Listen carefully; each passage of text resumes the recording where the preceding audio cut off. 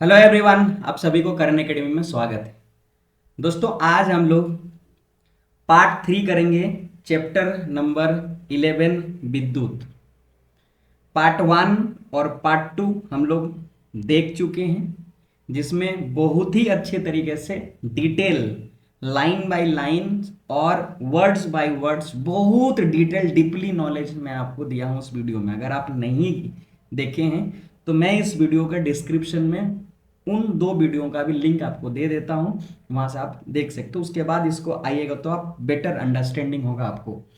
और मैं चाहता हूं कि आप पूरे सीरीज को आप देखो, पार्ट 1 पार्ट 2 पार्ट 3 छोटा छोटा करके दिए, ताकि आपका समय भी ज़्यादा बोरिंग भी ना हो जाओ, मज़ा भी आ जाए। लेकिन जो भी पढ़ोगे उस समय के वक्त वो आपका पूरा अटेंशन रहेगा, इसीलिए मैं छोटा छोटा वीडियो आप तक प्रोवाइड करने की कोशिश कर रहा हूँ। और पूरा नोट भी मैंने दिया, पूरा नोट एकदम डिजिटल नोट आपको प्रोवाइड किया है, आप जाके देख सकते हैं, वहां से आप बना सकते हैं नोट्स। ठीक है, अब आइए हम पार्ट 3 करेंगे, चैप्टर 11 विद्युत। और इस पार्ट में हम लोग देखेंगे विद्युत परिपथ आरेख, है ना। यहाँ पे हम लोग देखेंगे कि विद्युत परिपथ आरेख। विद्युत यहाँ पे इलेक्ट्रिसिटी, आप इंग्लिश में समझोगे ज्यादा, है ना। विद्युत इलेक्ट्रिसिटी, और परिपथ का मतलब इंग्लिश में होता है सर्किट। जैसे कि आप जानते होंगे आपका घर भी एक इलेक्ट्रिक सर्किट से आपका वायरिंग किया गया है। इसमें आप लोग देखेंगे कहीं बल्ब लगा हुआ, कहीं आपका स्विच लगा हुआ है, कहीं आपके तार को कनेक्शन किया गया है, जोड़ा गया है। दो तार को एक जगह किया, कहीं ऐसे आप देखेंगे कि दो तार को एक जगह से दूसरे जगह पार कर गया, जोड़ा नहीं गया है। जहाँ पर और भी आप देखेंगे बोर्ड देखेंगे, साथ में आपको कहीं और भी इलेक्ट्रॉनिक कंपोनेंट्स, जहाँ पंखा लगा हुआ रहेगा। अजीब जो हमारा होता है इलेक्ट्रॉनिक कंपोनेंट बोलते हैं इंग्लिश में, और हिंदी में जो बोलते हैं उसको याद रखोगे विद्युत अवयव, है ना। ये भी आपके जोड़ा जाता है। तो कैसे, अगर आप मान लेते हैं कि यहाँ पे आपका जो सर्किट घर पे बना है उसको अगर दिखाओगे तो बल्ब दिखाओगे क्या, बल्ब का पिक्चर बना के जोड़ना पड़ेगा, कैसे जोड़ा गया, किधर जोड़ा गया। मान लीजिए कोई आप इंस्ट्रूमेंट यूज कर रहे हो, एमीटर, है ना, जहां पर हम लोग पढ़े हैं कि एमीटर एक इंस्ट्रूमेंट होता है, एक यंत्र है जो विद्युत धारा को मापा जाता है। यह आप जानते होंगे कि सरणी क्रम में जोड़ा जाता है। वोल्ट मीटर, तो अब कैसे दिखाओगे, वोल्ट मीटर का पूरा पिक्चर बनाओगे, फोटो बनाओगे क्या, नहीं। इसीलिए हम लोग क्या करेंगे, उसका प्रतीक यानी सिंबल यूज करेंगे। हम लोग क्या यूज करेंगे, उनके सिंबल। ठीक है, उसके हम लोग यूज करते हैं सिंबल। तो ये जो सिंबल होते हैं ना, इनको दर्शाते कैसे हैं, है ना। जैसे हम लोग पढ़े केमिस्ट्री में सोडियम अगर लिखना है तो Na लिखते हैं, इसको बोलते हैं प्रतीक, हिंदी में और इंग्लिश में बोलते हैं सिंबल। तो किसका क्या प्रतीक होता है ये आपको एग्जाम में पूछते हैं, 2 नंबर का 1 नंबर के क्वेश्चन में। क्यों ये बोलेगा ये इसका प्रतीक कैसा होगा, या आपको जो प्रतीक दिया रहेगा उसको पहचान नहीं है बोलेगा। ठीक है, चलिए हम समझते हैं लाइन बाय लाइन से। ठीक है, हम जानते हैं कि कोई विद्युत परिपथ, जैसे कि 11.1 में जो हम आगे देखेंगे दिखाया गया है, एक सेल, है ना, सेल।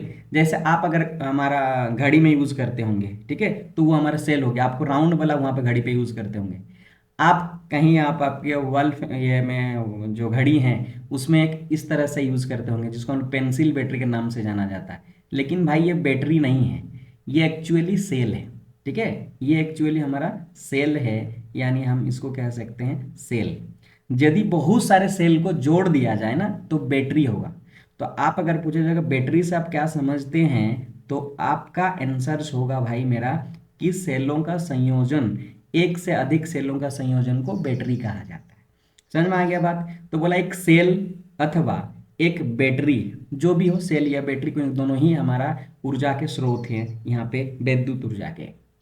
एक प्लग कुंजी, प्लग का मतलब यहाँ पे थोड़ा हिंदी में लग रहा है कि प्लग क्या है ना, तो स्विच, है ना, क्या बात कर रहे हैं, स्विच। जैसे हम लोग ऑन ऑफ करते हैं ना, उसी को बोलते हैं यहाँ पे प्लग कुंजी।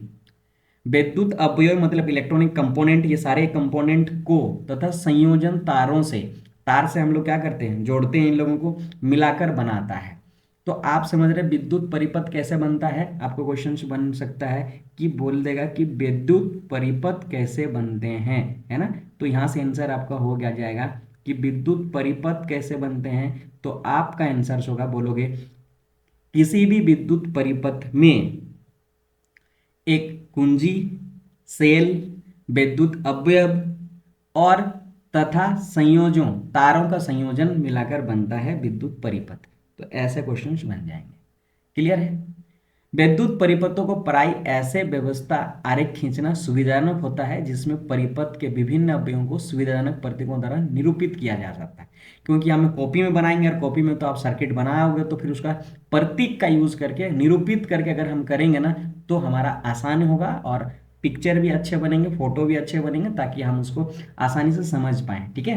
तो आपके घर में बड़े बड़े अगर बिल्डिंग जहाँ पे होते हैं तो वहाँ पे देखिएगा पहले उसका एक सर्किट बनाया जाता है, कहाँ कहाँ लगेगा उसको पहले बनाया जाता है पूरा रफ आइडिया, उसके बाद उसके आधार पर काम किया जाता है। तो कैसा यूज करते हैं वो लोग, तो लोग प्रतीक यूज किया करते हैं, है ना, कि यहाँ से तार जाएगा, यहाँ पे एक बल्ब लगे तो बल्ब का निशानी लगा लेगा। आइए हम समझते हैं किसको किस तरह से प्रतीक किया जाता है। चलिए, हमारा पहला जो है वो अवयव है, क्या अवयव का मतलब इलेक्ट्रॉनिक कंपोनेंट। हम बात करेंगे पहला विद्युत सेल की। ठीक है। और विद्युत सेल को देखो इस तरह से निरूपित किया जाता है, या प्रतीक है।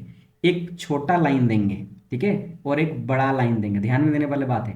और इधर से एक तार जोड़ दिए, इधर से एक तार जोड़ दिए, ये हमारा एक सेल हो गया। जिसमें पेंसिल बैटरी की बात कर रहे हैं, जिसमें घड़ी को अंदर बात कर रहे हैं, वो हो गया। तो ये बड़ा वाला लाइन को पॉजिटिव को दिखाते हैं, मतलब ये पॉजिटिव साइड है और ये वाला हमारा नेगेटिव साइड से। ठीक है। तो ये सेल का प्रतीक है। बैटरी अथवा सेलों का संयोजन, बैटरी अथवा सेलों का संयोजन, अभी मैंने आपको बताया कि क्या होता है, बैटरी किससे कहते हैं, तो बोलोगे सेलों सेलों का संयोजन को बैटरी कहा जाता है। ये बैटरी अगर आप देख सकते हैं, ये वाला एक सेल लगा हुआ है, ये एक सेल लगा हुआ, ये एक सेल लगा हुआ, तो यह तीन सेल मिलकर बना हुआ ये बैटरी। मैंने आपको बताया कि बैटरी कैसे बनते हैं। बैटरी कैसे बनते हैं दोस्तों, सेलों का संयोजन करके। तो यहाँ तीन सेल लगाकर, आपको डिपेंड करता है कि कितना सोर्सेस आपको जरूरत है, कितने वोल्ट जरूरत है, उस आधार पर आपको जोड़ा जाएगा। बात समझ रहे हैं। और यह एक श्रेणी क्रम में जोड़ा जाता है, ये वाला बात भी याद रखना कि जब भी सेल को जोड़ोगे ना भाई हमारा, वो कौन सा तरीका होगा क्रम में, तो बोलोगे श्रेणी क्रम में जोड़ा जा सकता है। पैरेलल भी जोड़ा जा सकता है। यहाँ पे जो आपको यहाँ श्रेणी क्रम जो एक के बाद जोड़ा गया है। अब देखो ये वाला पॉजिटिव टर्मिनल है तो पॉजिटिव से दिखाया गया, और ये छोटा वाला टर्मिनल तो नेगेटिव टर्मिनल, और यहाँ से आके फिर आप कनेक्ट कर सकते हो किसी और चीजों को, तो इस तरह से। तो ये हमारा प्रतीक हुआ क्या चीज का, बैटरी का। ये खुली खुली मतलब ओपन, है ना, प्लग, कुंजी अथवा स्विच कैसे, देखो इसको आप समझते, स्विच को आप अच्छी तरह समझेंगे। कुंजी लगने से थोड़ा सा आपको लगेगा क्या कुंजी है, लेकिन स्विच से आप वाकिफ है, मतलब आप बचपन से इंग्लिश वर्ड सीख के आ रहे हो कि स्विच स्विच स्विच स्विच, तो हिंदी वर्ड्स भी हमारा क्या होता है, स्विच का याद रख लो, कुंजी होता है। ठीक है। ओपन का मतलब है जैसे आप अगर जैसे स्विच ऑन करते हो लाइट जलता है, और जैसे ऑफ करते हो तो आपका क्या हो जाता है, बंद हो जाता है। तो ये ऑफ कंडीशन को दिखा रहा है कि ये एक ऐसा करोगे और इस तरह से यहाँ पे एक लाइन ड्रॉ कर दो, यहाँ लाइन ड्रॉ कर, तो ये हमारा क्या हो गया, स्विच, और कैसा, खुला, तो हम इसे हिंदी में खुली कंजी कहेंगे। और डॉट बीच में अगर दे दोगे ना, बीच में डॉट दे दियो, तो आपका स्विच क्या हो जाएगा, ये हो जाएगा ऑन। जैसे हम स्विच को ऑन कर रहे हैं, इसका मतलब बंद कर दे रहे हैं, यहाँ पे बंद कर दें तब हमारा करंट इससे ऊपर प्रवाहित होगी। और ये खोल देगा मतलब यहाँ से करंट प्रवाहित नहीं हो रही, इसीलिए इसको खुली कंजी कहा जाता है, इसीलिए अप कंडीशन कहा जाता है। ये हमारा इंग्लिश में समझो कि अप कंडीशन है, और ये कौन सा कंडीशन में है, ऑन कंडीशन है। क्लियर है।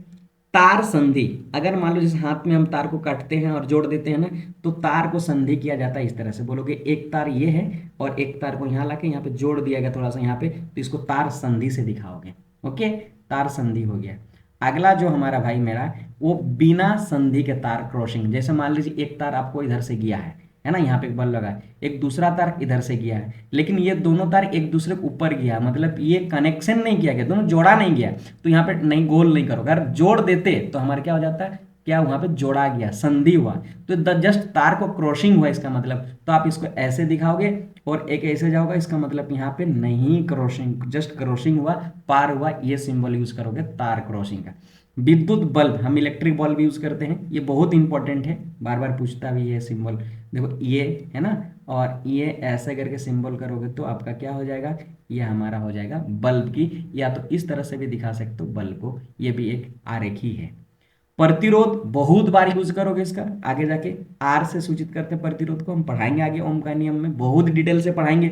और ये वेरी वेरी इंपॉर्टेंट है, 5 नंबर वाला क्वेश्चन में से, तब हम उसका जिक्र करेंगे प्रतिरोध के बारे में, क्या है, क्या करता है, क्या काम है। और ये वीडियो तो मिस मत करना भाई, क्योंकि आपको 5 नंबर दिलाएगा और 100% मार्क्स में से एक है, 100% क्वेश्चन आने वाले में से एक है।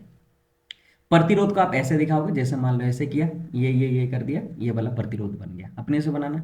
ये बोलता है परिवर्ती प्रतिरोध या धारा नियंत्रक, मतलब इसको हम वेरिएबल मतलब बदल ना सकते हो। जैसा कि आपको मान लो 5 वोल्ट की रिक्वायरमेंट है, तो आप 5 वोल्ट में रखोगे तो हो जाएगा। अगर आपको चाहिए 10 वोल्ट चाहिए तो 10 वोल्ट बना सकते हो। तो ये क्या कर रहा है, हम ये जो हमारा प्रतिरोध है ना उसको बदलेंगे, तब अगर प्रतिरोध ज़्यादा होगा तो वोल्टेज कम होगी। इसी तरह से हम लोग करते रहेंगे। तो इसको वेरिएबल ये कहते हैं हम लोग, रेसिस्टेंस कहते हैं। तो हम कह सकते हैं परिवर्ती प्रतिरोध कहा जाता है। इसमें क्या करोगे कि ऐसे कर दिए और यहाँ पर ऐसे करके हमने एक लाइन ड्रॉ करके यहाँ डाल देंगे। तो इसके अगर मान लीजिए ये को यहाँ लेके आए तो हमारा बढ़ गया, यहाँ लेके आए कम हो गया, तो कमा बढ़ा जा सकता है, तो इसीलिए ऐसा किया गया।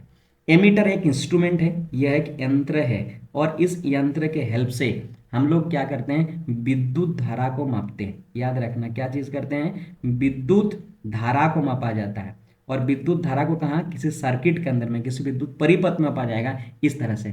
तो आप ए लिखोगे तो ए से एमीटर को सूचित करता है ऐसे, और इसका भी एक पॉजिटिव डायरेक्शन और एक नेगेटिव होगा। एक पॉजिटिव और negative, positive terminal positive battery के साथ, टर्मिनल बैटरी के साथ, नेगेटिव को नेगेटिव टर्मिनल ऑफ बैटरी के साथ जोड़ा जाता है। तो एक एमीटर का हमारा सिंबल है और एक वोल्ट मीटर का सिंबल है भी। ठीक है, ये आओ यहाँ पे वोल्ट मीटर भी लिख देंगे, पॉजिटिव नेगेटिव भी, तो वोल्ट मीटर। और याद रखना इसको सरणी क्रम में जोड़ा जाता है भाई। हम बार बार इतना सर प्रैक्टिस करा रहे हैं ना, आप वीडियो देखोगे ना तो आपका याद ही हो जाएगा।